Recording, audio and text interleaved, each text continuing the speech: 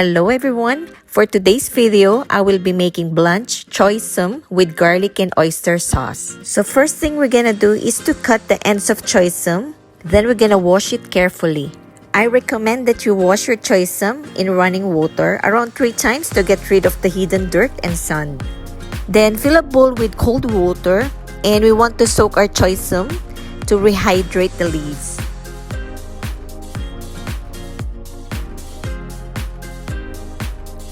The blanching process takes only 30 seconds, but if you want choy sum to be more tender, you can blanch it for around 1 to 2 minutes, and it's depending on how thick the stems are. By the way, if you like this video, please subscribe to my channel. Thank you! After blanching, drain and rinse the choy sum under cold water. That will help to stop the cooking process. Now let's make our garlic and oyster sauce.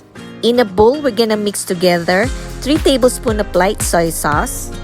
We have 1 to 2 tablespoons of oyster sauce, 1 tablespoon of sesame seed. We have 1 tablespoon of spicy chili crisp.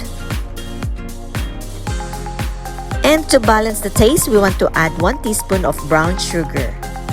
So after that, I will smash 1 head of garlic. I love the garlicky taste on this recipe, but make sure to mince the garlic in really small pieces because we're not going to cook this sauce. That makes this recipe really easy to make.